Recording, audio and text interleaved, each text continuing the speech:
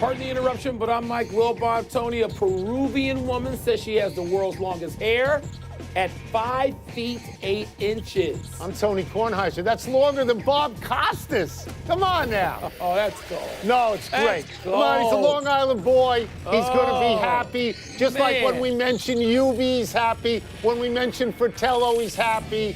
Costas is going to be happy. I don't know, Bob. Bob might throw at your chin the next time he sees you. I'm not sure. Well, that's fair. I wouldn't mind that. But if he throws at my chin, he's got to throw up, doesn't he? Welcome to PTI, again. boys and girls. Again. In today's episode, the Warriors win. Nick Nurse gets heat for his timeout. And what happens to free agency now? But we begin today with Kevin Durant's injury. The Warriors believe it is a torn Achilles. Durant played just 12 minutes in last night's game before going down with a second injury to his lower right leg. After the game, a tearful GM Bob Myers said, quote, "I don't believe there's anybody to blame, but I understand this world. And if you have to, you can blame me," unquote. Wilbon, do you blame Myers? No, I don't, Tony. And I know there are many people across the league. I talked to a few last night, including other team executives, who do blame sort of the Warriors brass, if you will. And as Bob noted, he's the president of basketball ops. But Tony, I don't know if this was foreseeable. There's still so much we don't know yet. There were a number of protocols, and Bob Myers had already described some of those to us reporters last night before the game. And there were things that they thought they did that they call precautions, and conferring with other physicians and getting second and third opinions. And some other executives, other teams say, well, that wasn't enough. You should never put him out there like that. I know Bob Myers a little bit, and I feel that he was as sincere as he could be. I don't read anything into that. Now, you can be sincere and it can still be on your plate. I don't know how that works. But Tony, I've never seen anything like that in all the years I've been covering sports, for an executive to sit there and say, put this on me, and it's got tears in his eyes. Unreal, Tony. Yeah, so, I mean, neither you nor I believe that Kevin Durant would play in this series at all, even when they said Kevin Durant would play. That's right. I am not going to blame Bob Myers for this, but there are a few things that need to be noted. One is, in the DNA of a great athlete, they want to get out there. Their team is down 3-1 in a series, and they know that they can turn that around, and these are their teammates. Whether you're going to leave at the end of the year or not, Mike, these are guys you've been with now for 3 years, and you care about them, and you want to go out there. But I do recognize the world that we live in. I'm going to say something now that you may disagree with. I can see down the road that this becomes one of those issues that has a racial tinge to it. That somebody says, look at ownership, look at management, look what they did to Kevin Durant. And we're going to have that conversation that you and I sometimes have about football. I think that the social media aspect of this is going to make this the narrative on Kevin Durant and the Warriors for time to come. Do you agree or disagree? Tony, I hope you're wrong. I fear you were right. And I think there'll be look, in that building last night, there was also talk immediately after the game that Durant was pressured. The word pressure was used. Yeah. But I also talked to people who were with Durant, Tony, and said he wanted to play. Now, can both these things be in play? I guess they can. But, man, I just, it was so unfortunate to see him go down like that. It's just awful. And by the way, and this should be mentioned, he was great when he was out there. Tony, he had 11 points in 12 minutes. That's pace for 44. Tony, Sean Livingston reminded me after the game, he just said, hey, remember, people talked about the narrative of him coming back to help, somewhere between help and save us. We can't win the game without all his points. It was a one-point game. That's right. It's not just the Warriors and Raptors who were affected by Durant's injury last night. This will ripple throughout the entire league, but may feel like a tidal wave for teams hoping to sign Durant, like the Knicks and the Nets and the Clippers.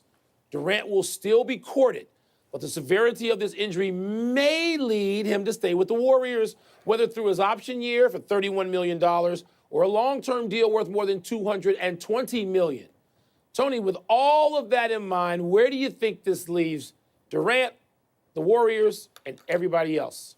I don't know where it leaves the Warriors. I thought they were going to lose Durant. I still think they might lose Durant, although he may take his player option and stay. I don't know where it leaves the league, but this is where I think it leaves Durant. I think he's damaged goods. I mean, I don't know how many people come back from this injury and are as good as they used to be. He's going to be a great shooter because he's always a great shooter. He's going to be unguardable because he's always been unguardable. Will he have the lift? Will he have the speed? Will he have the quickness? These are things that you don't know. So I think his options have narrowed. I hope I'm wrong, but I think his options have narrowed. I think it is prudent for a team to ask itself, how do we know what he's going to be when he comes? Look, you know, Washington, D.C., John Wall. People want to get rid of him because he's got a max contract and he has the same injury, and they don't know what he's going to be like when he comes back. Tony, agreed on all of those things. I will say nobody's come back to be just as good. A couple of people that recently have come back to be close to as good. But Tony, let's go to the free agency and the ripple around the league. I mean, first of all, if you are the Knicks and the Clippers and the Nets, what are you saying to yourself today? But I want to talk about the Warriors for a second, because I know last night in some of the communication I had with people around the league, the unanimity was this. The Warriors are probably giving him $240 million while he's being examined. And there's a certain cynicism to that. Well, that's good for him if that's true. Well, because, Tony, what happens, though, the question is, will Durant want that? Would you want to go to another team where you don't know their medical staff at all and work through this where you're going to be out a year? This is my point is, when I say his options have narrowed, somebody will give him the money he wants. Is it the team he wants? Right. That's what we don't know at the moment. We don't. And now finally we get to last night's game and the projections for the rest of this series. Golden State managed to win last night, overcoming a 6-point deficit with 3 minutes to go, as Steph Curry and Klay Thompson did what they do best. They hit threes. Wilbon, was the timeout that Nick Nurse called with 3 minutes left the wrong call? Is this loss on Nurse? Tony, this was this would have been the number one topic coming out of this game. But this game was so crazy, so many dramatic elements. The timeout's crazy because they had just gone, they meaning Toronto, had I think it was a 12-2 run. Kawhi Leonard had scored 10 points in a Jordan-like playoff burst. And you're like, oh my God. They're going to win this game, and they're going to end this tonight in Toronto with thousands of people gathered, it seemed, on every street corner in Canada, ready to explode. And then the timeout came, and I know that I heard Nick Nurse's explanation, which sounds completely reasonable. He thought his guys were gassed. He didn't want to waste a possession, and he thought he should help them out there. But everybody else was second-guessing, and the nature of the second guess was, wait a minute, you've got momentum, you got to make Steve Kerr use his final time out, and you don't give Golden State anything, and that seemed to be the prevailing mood, Tony, around it, even after Nurse's explanation. So I'll go 3 things really quickly. I don't blame him for the timeout. Kawhi Leonard was tired. He's his best player. You got to make sure he's okay for the rest of the game. The second point you want to make is I think the Warriors just played great late, and that's what they do. They did. They did exactly what they do. They had guys hit threes. And I have no fault with the last shot, which you didn't bring up. You got a corner three. It was blocked. I understand, but you got a corner three by an all-star guard, Kyle Lowry. You take that shot because Kawhi Leonard had no shot. I mean, two guys are on him. But let me go forward and to say this. If Toronto loses this series, I don't think they will. If they lose this series, given that they will lose 3 in a row and 2 of the last 3 at home, would be the greatest choke job in the history of basketball. And if Golden State wins this series, their core 4 guys, right, Iguodala, Green, Curry, and Thompson, become gods among men. Yeah, they become legendary players. Tony, let me mention a play. Let me mention the play that was almost as important as the 2 threes by Klay Thompson and the 3 by Curry, and that is Draymond Green calling an audible like a quarterback. Double team. And he says, "Go now," and that was the key, the signal for Iguodala to step up and join Klay Thompson and double team Kawhi Leonard. Why? Because they know Leonard is not going to force a play. He doesn't do that. No, he's going to move the ball. He has the mentality of LeBron James to move the ball. That's right. And so, Tony, 2 great defensive plays in one sequence. The double team and Draymond Green getting a fingernail on that shot. Every day, Tony, moving to baseball, Last night began with the unknown surrounding Kevin Durant's availability for one game and then ended with the unknown surrounding KD's availability for the future. In between, we were amazed, then shocked, then disappointed, and then speechless. This was supposed to be the summer of KD. Now the aftermath features questions no one seemed to consider 24 hours ago. The last time we saw Kevin Durant walk off the court for the final time in a season without a championship, he watched the Warriors celebrate, and the fallout changed the landscape of the NBA. It was the summer of 2016, and weeks after ending his run in Oklahoma City, the Warriors recruited KD to help rebuild their dynasty. Whether they were the Hampton Five or the death lineup, Durant's commitment to Golden State was felt everywhere, especially on the biggest stage when he won 2 Finals MVPs in his first 2 seasons in Oakland. The back-to-back NBA Finals MVP, Kevin Durant. Yet when some questioned his role in the offense in the first round of this postseason, KD didn't hold back on sending a message to everyone, including Clippers guard Patrick Beverley, with the series tied at 1. I'm Kevin Durant. You know who I am. Y'all know who I am. Durant responded by averaging 42 points in the next 4 games, including 50 in the series clincher. Then in round 2 against the Rockets, after averaging 45 minutes per game, this happened in Game 5. Kevin Durant laces one through. And he's hurt. He is holding on to his right Achilles. A calf strain brought up questions about a timetable on when Durant could return, while the Splash Brothers took over for the rest of the series and then swept the Blazers. It also brought up a sensitive topic with Durant's role in the dynasty.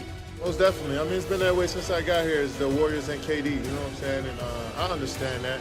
And I felt like my teammates and the organization know exactly what I've done here on and off the court to become a part of this culture, to kind of stand my flag in this, in this coach and this organization. But after KD's Achilles injury on Monday night in Game 5 of the NBA Finals, no one can question his impact on the Warriors for the last 3 years. Now, with uncertainty surrounding his health, the question becomes which team will commit to Kevin Durant this summer, with a free agency decision looming that could once again change the landscape of the league. So when Kevin Durant went down last night, I thought of Dave Dravecky, and if that name doesn't mean anything to you, I'll explain it in a minute. But Michael Wilbon joins us now from Chicago. Who did you think of, and what did you think of at that moment? Wow, Dave Dravecky. I'm old enough, Keith. We're about the same age. So that's a really tight one and a good one. You know what? I don't know that I thought of anybody. I just thought this is sort of a doom scenario. And relatively speaking, because Kevin Durant is not going to stop playing. He's going to stop playing for about a year. But when he went back down like that, it was almost the same motion that the first injury produced. And so now you're like, okay, what does this mean? I went immediately to what it means. What does it mean for the Knicks and the Nets, and maybe the Clippers and teams that were counting on having a real shot at Kevin Durant? And what does it mean for the Warriors, who thought they might be losing him but might not lose him? Do you go to a new sort of medical team where you're going to be out for a year and rehab this rehabilitation under people you don't know and aren't intimately familiar with, taking care of you? So my mind immediately went to this is going to have a sort of a tidal wave effect on several teams and a big ripple throughout the NBA. And it'll go on for months, as you suggest. And to explain, Dave Dravecky was the Giants pitcher, came back. They had removed a cancerous growth in his pitching arm, his left arm. He pitched a great game. They made a second start, and in the 6th inning, the humerus bone in the arm shattered, and he screamed in agony, and he never pitched again. Lost the arm. I was at the great game start, Keith. I was at the good one. Didn't have to endure watching the second one. And one of the great people in baseball, too. All right, and anyway, back to this. Who is more worried going into Game 6, do you think? Golden State because he is gone, or Toronto because even though he is gone, they could not beat them last night? I think it's Golden State. Even though, Keith, I am not going to go and bet that the Warriors are going to lose 3 consecutive games, which would be, in this case, all 3 games in one playoff series. It's tough for me to see that, even though I've sat there and watched them lose, games 3 and 4. I think that the Warriors are still the team that, are facing elimination here.